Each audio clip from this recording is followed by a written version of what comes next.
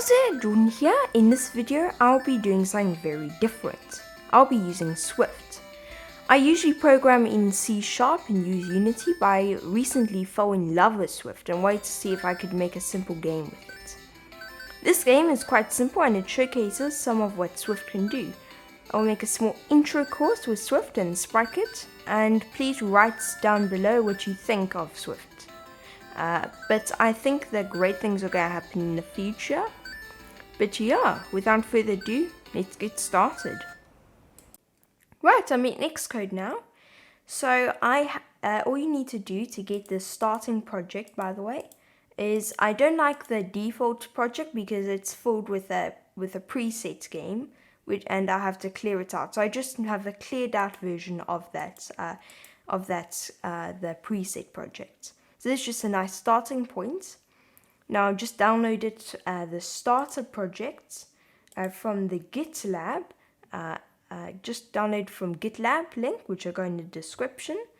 And you'll get a link to all the assets and textures and also the starter project, in which you'll get this, which is a clean slate. So if we go enter, okay. So first we're going to first add one of our little objects. Objects that will eventually fly in the air. So we'll have a let collectible, which is equal to sk sprite node. Okay, and this is just displays our texture. Let's say apple, which texture it's going to use, and I'll add the texture in a second. I'll add collectible.name is equal to collectible. This won't be used yet, but will be used in the future. We'll go collectible.size. So this is pixel art, so it's going to be very small, so we need to scale it up quite a bit.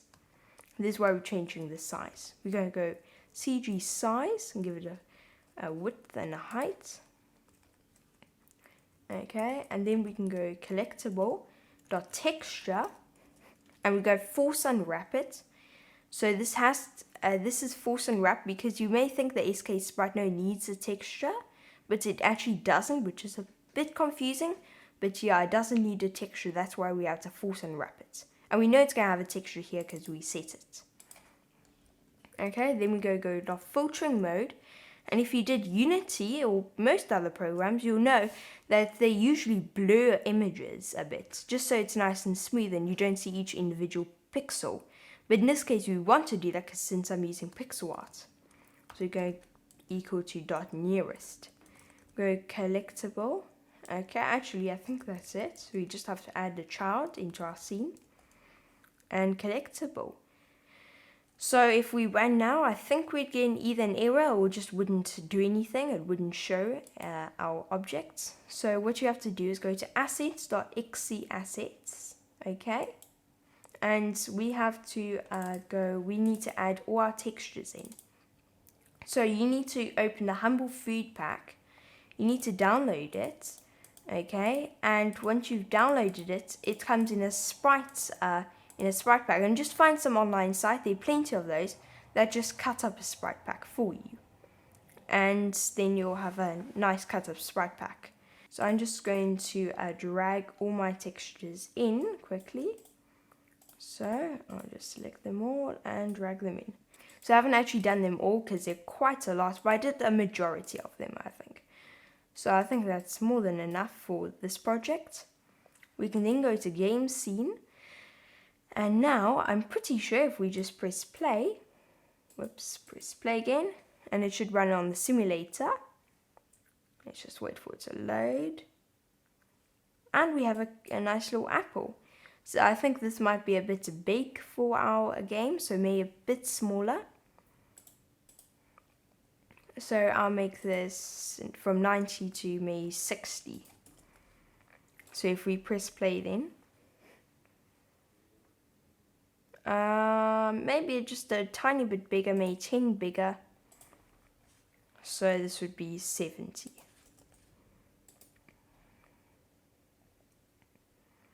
And there we go. I think that looks really nice. And I think that's a fine size. You can make it as big as small as you want though. But note, we will have many of them. Next, I'm going to show you how to add the physics. So before we set the texture, let's just go collectible dot physics body is equal to sk, okay, physics body, and we're going to give it a texture. Okay, let's find it, and let's just do something like this, texture, and we can remove the alpha, how do you say it, alpha threshold. Don't know if I'm saying that right, I'm sure I am, but that's fine. Texture, we're going to give it collectible dot texture, and force unwrap it again, and we're going to give it a collectible dot size. There we go. Then we're going to go collectible dot physics body, okay, dot is dynamic, we're going to set that to true, so it's force, and then collectible dot physics body dot affected by gravity is true, and that's perfect. And now if we just in the start we need to, or did move, we need to go collectible, whoops, sorry, not collectible, we need to go let's just, yes, physics world, yes, that's it, physics world dot gravity is equal to CG vector, okay, and there's a gravity, so Earth's is negative 9.81.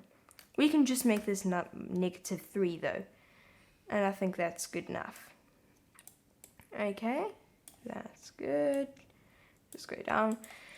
I'm also going to go collectible, okay, dot Z position is equal to 0. And this is just makes it so that, let's say we have a background, to make sure the background doesn't overlap all the different textures and everything in front of it, we'd set the Z position to higher than the background, and the background Z position would be 0, negative 1, sorry. Now I'm going to set the, if we just press play, actually, let's just test it works. Yay, the apple is falling down. That is exactly what we want, so we can open Xcode again. Then we can go collectible.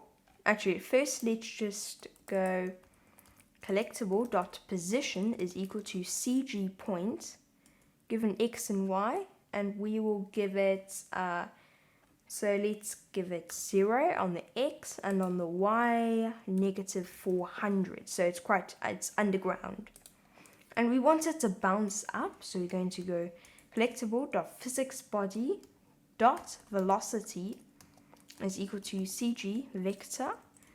Okay, and we're going to give it a 0 and a 700, with this force is 700. Now let's press play again. It bounces up and then falls down. There we go.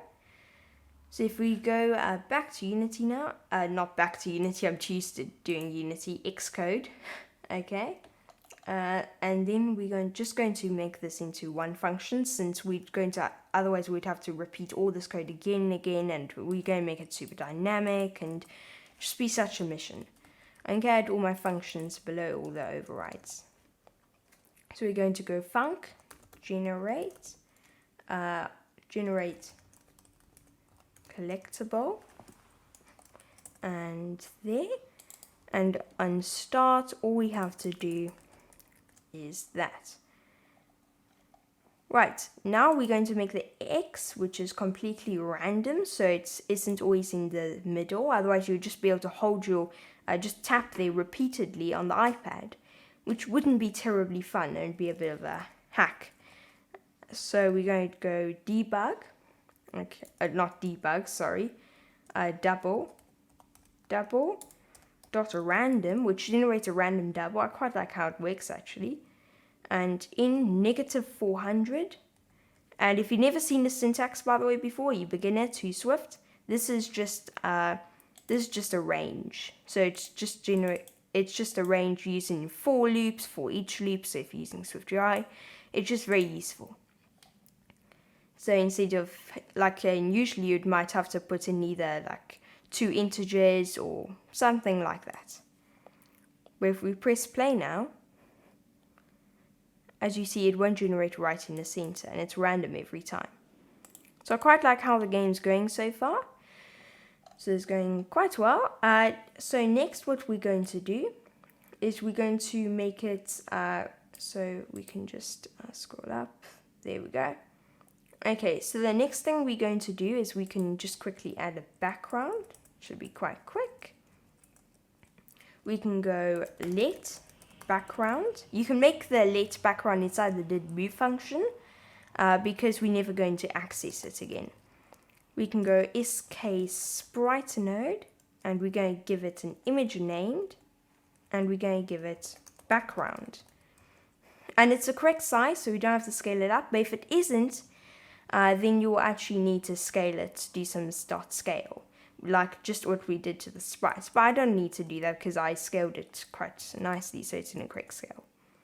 We're going to go background.name is equal to background, then background.position, Z position. As I said before, it's a -1, so it's behind everything else.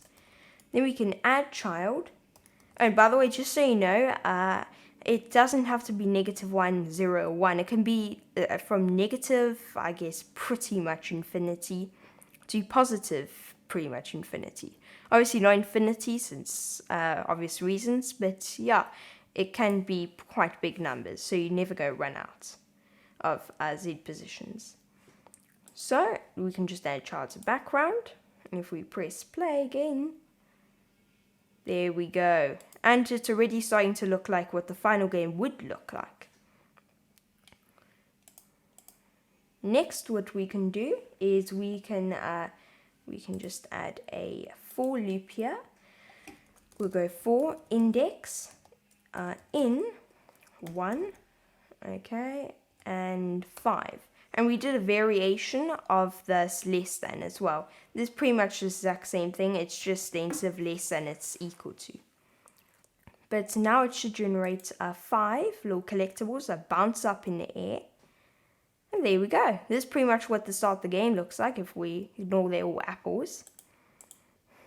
So now all we have to do is, so what we can do now is we can make it so if you tap on the object, then it disappears. So we go touches began. We're going to do a thing called guard, okay, let touch, okay, dot first, touches dot first, okay, else, so if there's no touches, return.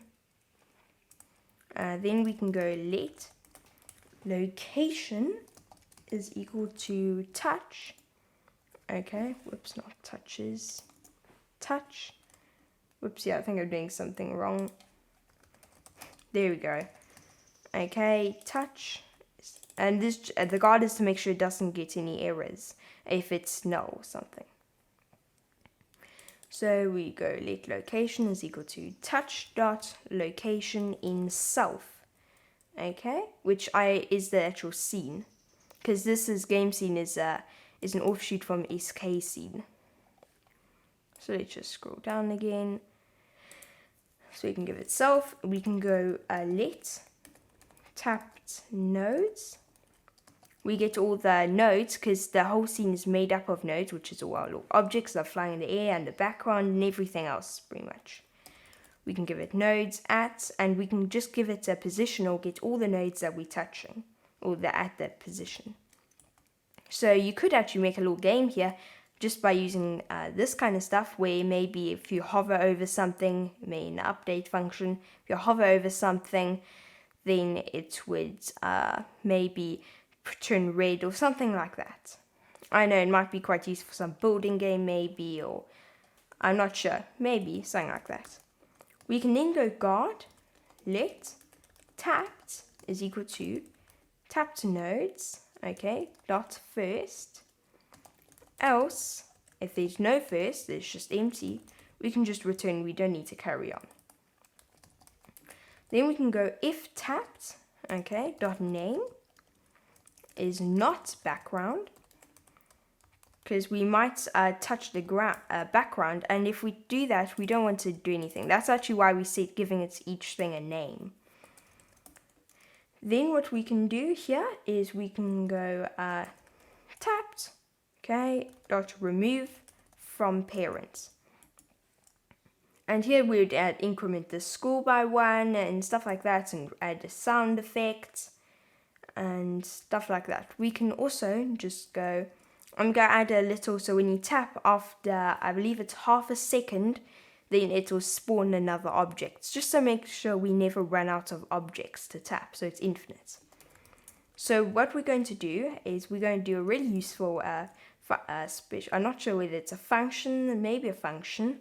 Okay, dispatch time dot main, okay, dot async, async after, okay, and we can just give it a wall deadline. Let's just delete everything here. We can give it a deadline, deadline, okay, and then dot now.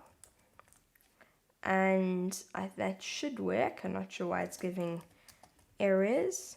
Let's just see what's it complaining about.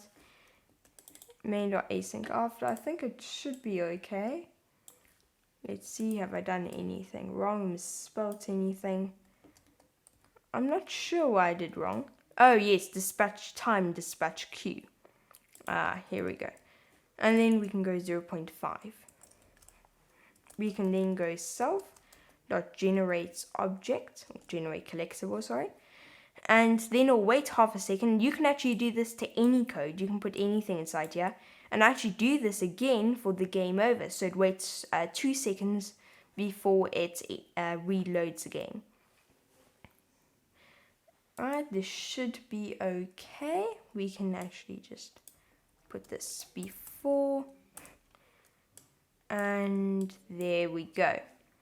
So now we can press play again. Press play. And build succeeded. And we can tap all the objects. And we already have a fun little gameplay loop here. And as you see, it hits another object. It actually bounces. So I'll see if I can show you here. But currently it can just fall forever. And by the way, it will, if it falls down, it's gone forever. It'll carry on falling just forever. It will never stop, and that's the end basically. So I'm just going to add a quick little system just to check on the update, just to make sure that it can't fall all the way down. So if we go back to Xcode, on update loop, okay, and this is quite useful. It says here, which my little comment, this method is called before each frame is rendered. So we can do this not after the frame is rendered, otherwise it's quite useless, but before.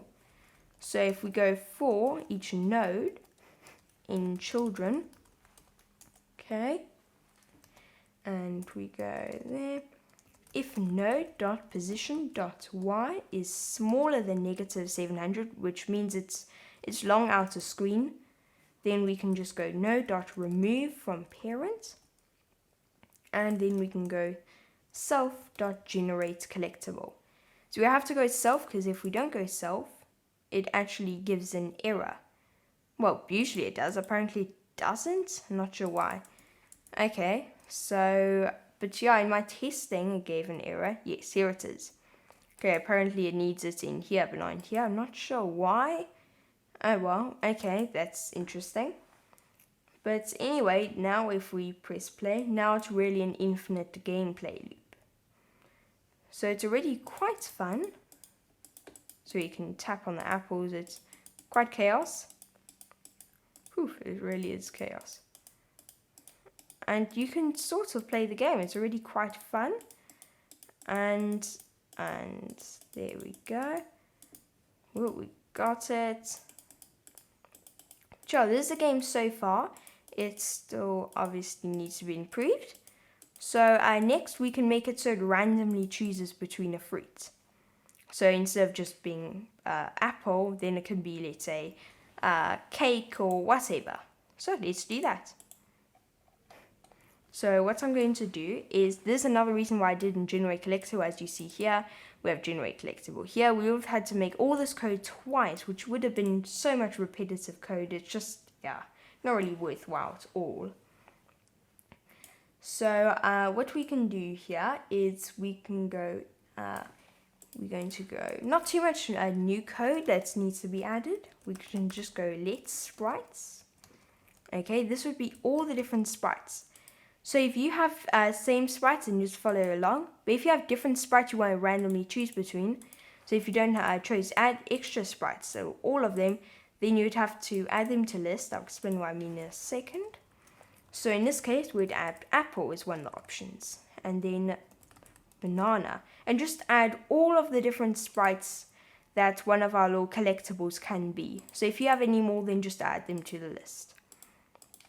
So we have our apple, our banana, our berry, and I already have the code, so I'll just copy paste it, but you'll need to write it out. I can just close that. There we go. Let me close this a bit more, that's fine. Okay, so then we can go let sprite name is equal to, and Swift actually has a really nice handy function. Instead of having to do a whole integer int.random and give it a range and get the range, and it's just a bit of a mess, we can just go .random element. And if you have your own kind of random number generator, I think, then you could use using, I'm not sure, I've never really used it before, but we can just use the default random element. And it needs to be a force unwrap, and then we can give, instead of apple in our image named, sprite name. And if we press play now, it will randomly choose between all of these. And it works well. By the way, if you see any like X's, like random X's instead of one of the fruits, then it means that one of the object sprites either doesn't exist or he spelled it wrong in either the sprites or in the actual code. One or the other. But usually isn't a good sign. It means you've done something wrong. But yeah, as you can see, it's quite doable to play. We can collect all these different objects. Oop, we lost the apple down. But yeah, it's quite fun so far. Next, we can add the scoring. This is quite easy, actually. It's quite simple. We just go to Xcode. Also teach you about a really cool thing that I really wish Unity had. Instead, you'd have to make some sort of function or something to do. I don't know if you can do it in C#. I've never really thought about it. I don't think you can, though. But in Swift, you can. You could just go score is equal to 0. Okay, and we can go did set. So whenever you set this, it will run this code inside the variable. So if you set it to 1, let's say, in here in one of our functions, then it would run did set. And in this case, we can just go var score label is equal to sk label node, give it a font, and I'm giving it a font called American Typewriter Condensed Light. Quite like the font for this game. If you don't, you can just change it though. We're going to go score label.text. So whenever we change it, the score, we don't have to edit the score label.text every time we set it, or do it automatically. We can give it score. And in case you don't know what the syntax is, by the way, then it's just adding a variable inside actual strings. And we can give it score. I quite like how Swift does it, because in C#, what you need to do is give it a $, and then you have to do this. I quite like the C# system, but I like this system more, I think. And that's it, really. Of course, we need to initialize the score label still. So we need to go on did move, score label dot font color. Okay, font color is equal to, and we can just get a thing called UI color dot white. You can make it black, yellow, green, pretty much any color. As you see here, are all the different colors you can do. There are even some system rates, and if there's not one of them here, I think you can make a custom one. But I'm not going to get into that right now. It's a bit out the scope right now. out of context. So we can go school label dot white, school label, okay, dot position, bel dot position dot y is equal to 300, so it's at the top of the screen. Then school label dot name is equal to school label, and to make it bigger, we're going to make school label dot font size is equal to 75.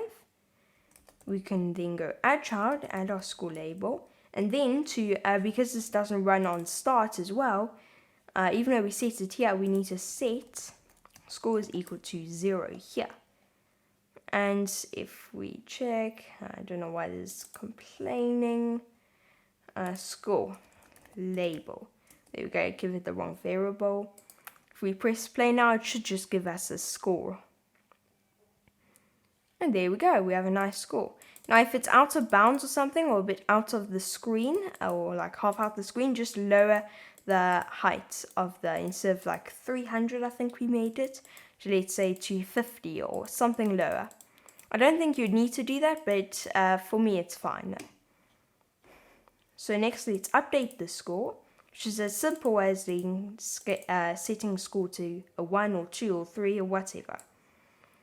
So then we can just go to our, what we're going to do is to, we're going to go to our update, and we're going to go if score is smaller than 0, okay, so we're going, this is the case where you lost so many points that it's less than 0. We can go, let's just leave that for now. We can just go print game over just for now. So the real thing we need to do is whenever we have it falls out of bounds, we lose a certain amount of score. Now, if you mean, then you can make him lose like a lot of points. Or even if you really mean, you can set it to 0. So if you lose 1, you lose for all your points. I think maybe 3, let's say, is okay. Yeah, I'm sure 3 is fine. And then when we've done something good, which means we tapped on it, okay, then we can go score plus equals by 1. There we go. So in our, if we just press play, right, let's try not to lose any points, or at least too many. Right, we've got 5, 6. Because they bounce off each other, it's quite hard, and we would have lost now. Now, if you think this is too hard, then you might want to remove some sprites. Well, we're really using some points.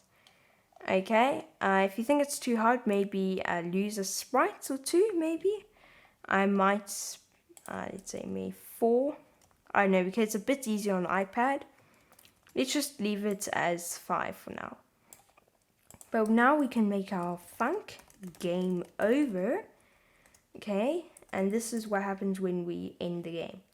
So is user interaction enabled is false. Now this will stop us, the user tapping any objects anymore. We can then go dispatch queue, because I want it so when you lose, then all the sprites, they fall down and then they bounce up in the middle. You can't tap on them, of course, and then they disappear. Okay, dispatch queue.main, okay, .async after,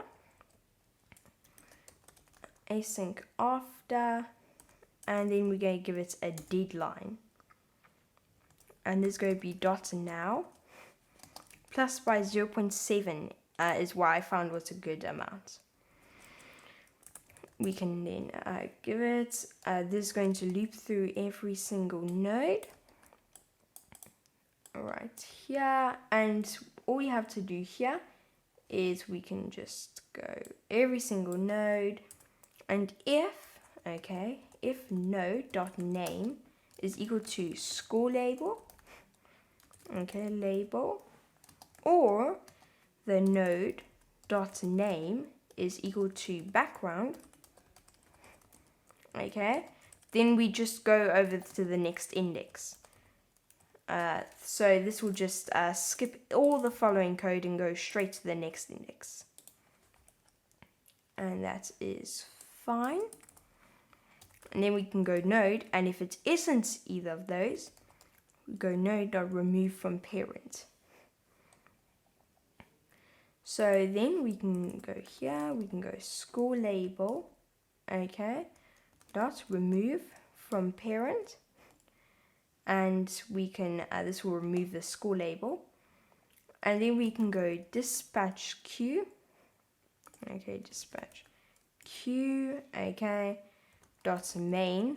Let's just copy all this code here, and after 3 seconds, which is how long it will take, it will just leave it for 3 seconds and then it'll restart. So we'll go if let scene is equal to game scene, game scene, okay, and we'll give it the file named game scene. Make sure this is exactly the same as this game scene, okay, game scene. If it's not spelled right, then it will actually fail and it will give errors. Well, in this case it won't because we have if let, but just make sure it's spelled correctly and it's case sensitive. So we go scene.scale mode. This just reinstantiates the scene, okay, it's equal to .aspect fill, okay, and then we can go self, okay, dot view, and it's dot present scene, which renders the scene, and scene, and there we go. Now pretty much done all cool gameplay. Whoops, let's just whoops, I did scroll knots. There, now it should work correctly. Not sure why this is complaining. Yes, self.children. And now if we press play, let's just try and click on many as we can. And we've lost. Oh, we're really doing badly here. Okay, and I'm not sure why game over isn't running. Oh, we forgot to call it. Yes, it's just printing game over, as you can see here. And that's fine then. And also if the score is smaller than 0, then I believe what we need to do is go score is equal to 0. And that will stop it running on repeat. And I think that's it. Well, for the actual gameplay itself. And if we try, whoops, and it's restarted, and there we go. Try and get a high score. We're rapidly losing points. Okay, and as you can see, it's quite hard, but quite fun as well. Ooh, we nearly completely lost all points. Okay, whew, and we lost. Okay, but this is the game so far. Now we need to add sounds and then we should be done. So I'm getting the sounds from the background sound from a thing called Pixel Adventures, which is I really like the little sound. I'll just play it now.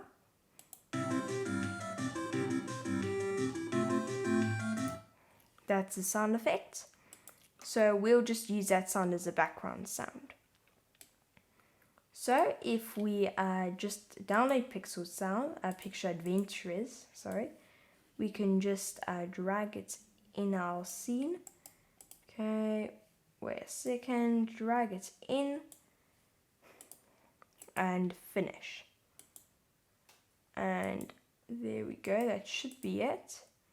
And if we have another sound effect as well, which you can just download from the GitLab again. And it's called bonus.wave. Okay, and just finish. And we have our 2 sound effects. Next, we can go to our game scene. And it's really quite simple to add sound effects to your game. All you have to do is go on did move. All we have to do is go let music is equal to sk audio node, and file named pixel, and name it exactly the same thing as this. So if you want, you can just open this bar and copy it. I just removed all the spaces and stuff like that from the name as well, so this is just to make sure that it doesn't cause any problems with spaces, because names do sometimes cause problems. Spaces do cause problems with names in names. So I think that should be it, and we can just go add child music.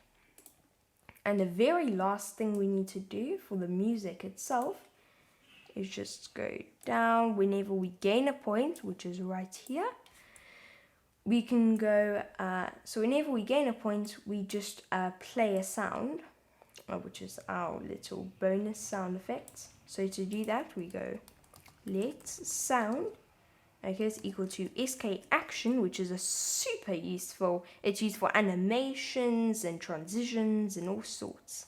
It's very useful though. We can just go play sound file named, bonus dot, your exact name by the way, including the ending part.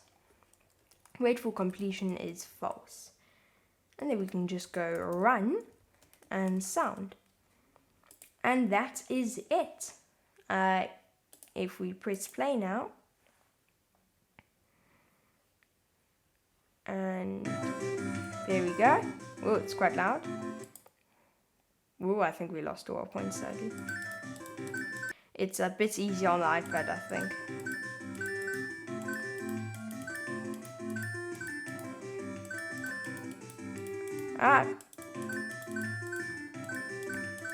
And